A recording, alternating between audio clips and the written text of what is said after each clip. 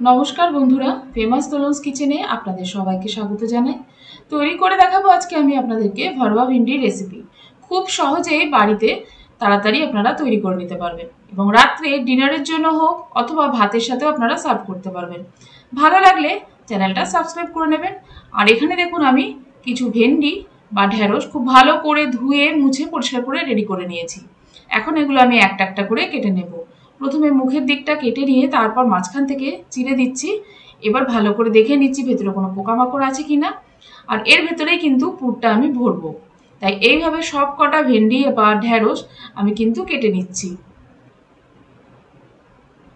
এবার এখন আমি পুর তৈরি করব, তার জন্য একটা ফ্রাই প্যান বসিয়ে দিয়েছি। ফ্রাই প্যানের মধ্যে দিয়ে দিচ্ছি বেসন। গ্যাসের ফ্লেমটা একদম লোতে রাখবেন, না হলে বেসনটা পুড়ে যাবে। এবার ভালো করে ড্রাই রোস্ট করে নেবেন। আমি দেখুন এখানে ড্রাই রোস্ট করে নিচ্ছি খুব সুন্দর একটা সেন্ট আসা পর্যন্ত। এখন কিন্তু আমার ড্রাই রোস্ট করা হয়ে গেছে, তাই গ্যাসের ফ্লেমটা অফ করে দিয়েছি। এবার একটা বাটি নিয়েছি, বাটির মধ্যে যে ড্রাই রোস্ট করা বেসন আছে সেটা আমি এখন এর মধ্যে নিয়ে নেব। খুব বেশি সামগ্রী একদমই লাগে না, যেগুলো আমি এখানে দেখাবো সেগুলো অলমোস্ট ঘরেই থাকে, তাই খুব সহজে কিন্তু এই রেসিপিটা করে নিতে পারবেন। যারা ভেন্ডি বা ঢেঁড়স একদমই পছন্দ করে না তারাও কিন্তু এই রেসিপিটা একবার করলে খেতে খুবই ভালোবাসবে এবং বারবার আপনাকে এটা তৈরি করতে বলবে। এখন এর মধ্যে দিয়ে দেবো আমি কাঁচা মৌরির গুঁড়ো। মৌরিগুলো আমি কিন্তু ড্রাই রোস্ট করিনি, নর্মাল মিক্সার গ্রাইন্ডারে পাউডার করে নিয়েছি। দিয়ে দিলাম এখানে ধনের গুঁড়ো, জিরের গুঁড়ো, তার সাথে আমচুর পাউডার, আর দিয়ে দিচ্ছি জোয়ান, সামান্য বিট নুন, সামান্য চিনি, রেড চিলি পাউডার আর গরম মশলা, তার সাথে দিয়ে দিলাম একটু নুন স্বাদ মতো, হলুদ গুঁড়ো দিয়ে দিয়েছি। এবার দেখুন সব কিছুটা মিশিয়ে নিচ্ছি। আচারের মতো ফ্লেভারটা আনার জন্য এখানে আমি সর্ষের তেল ব্যবহার করব। দিয়ে দিলাম সর্ষের তেল। সর্ষের তেল দিয়ে ভালো করে মেখে নেব। তাই আপনাদের বারবারই বলছি, একদম সিম্পল রেসিপি কিন্তু খুবই মুখরোচক। একবার হলেও বানিয়ে দেখবেন আমার রেসিপিটা ফলো করে। এবার দেখুন আমি তেল দিয়ে পুরটা রেডি করে নিয়েছি। এখন যে আমি স্লাইস করে রেখেছিলাম বা চিড়ে রেখেছিলাম ভেন্ডিগুলো, তার মধ্যে এই পুরগুলো আমি একদম ভালো মতো ভরে দিচ্ছি। এক এক করে সব কটাতে আমি এইভাবেই ভরে রেডি করে নেব।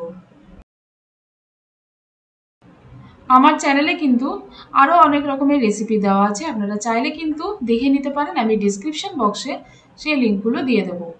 আর যদি সেই লিঙ্ক দেখে আপনাদের ভালো লাগে আমার রেসিপি, তাহলে কিন্তু আপনাদের আত্মীয় বন্ধুবান্ধবদের কাছে শেয়ার করে দেবেন। দেখুন খুব সহজে কিন্তু আমি এই পুরগুলো ভেতরে ভরে নিয়েছি।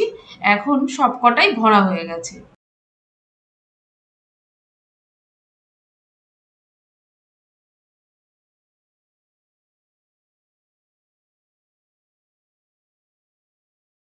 এবারে দেখুন কড়াইতে সর্ষের তেল দিয়ে দিয়েছি। তেলটা ভালো করে গরম করে নেব। তেল ভালো করে গরম হয়ে গেলে যে মশলা দেওয়া এবং পুর দেওয়া ভেন্ডিগুলো আছে সেগুলো আমি এর মধ্যে দেব। তবে তার আগে দিয়ে দেব গোটা জিরে, সামান্য একটু জোয়ান দিয়ে ভালো করে বেশ কিছুক্ষণ একটু এটা ভালো মতো ভাজতে দেবো। এই ফোড়নটার থেকে খুব সুন্দর একটা সেন্ট আসা পর্যন্ত অপেক্ষা করতে হবে।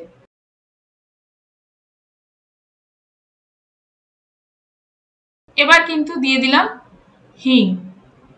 হিং দেওয়ার পর সাথে সাথে দিয়ে দিলাম আদা রসুন আর কাঁচা লঙ্কার পেস্ট। একদম মিহি পেস্ট নয়, মোটামুটি একটু বাটা।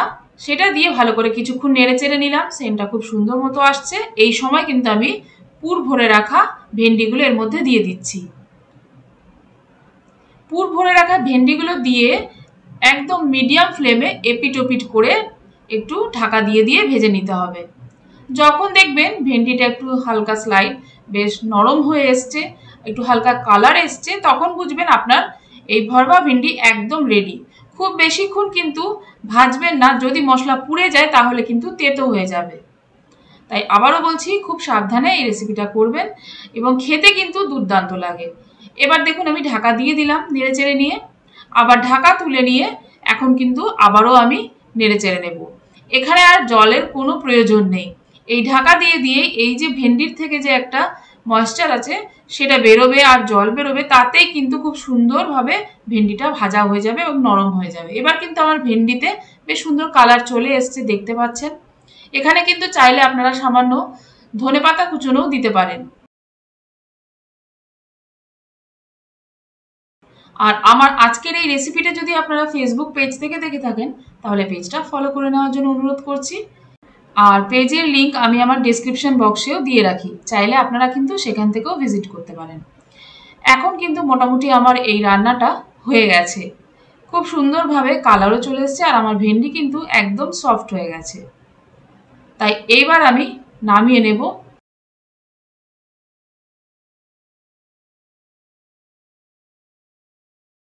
নামানোর আগে দিয়ে দিলাম একটু কসুরি মেথি, তাহলে সেন্টটা খুব সুন্দর হবে। তাই এখানে দিয়ে দিলাম কসুরি মেথি। ঠিক এই সময় আপনারা চাইলে কিন্তু একটু ধনেপাতা কুচিও দিতে পারেন। তাহলে দেখলেন কত সহজে একটা দারুণ রেসিপি তৈরি হয়ে গেল। আবারও চলে আসবো একটা নতুন রেসিপি নিয়ে আপনাদের জন্য। আজকের মতো এই পর্যন্তই, ধন্যবাদ।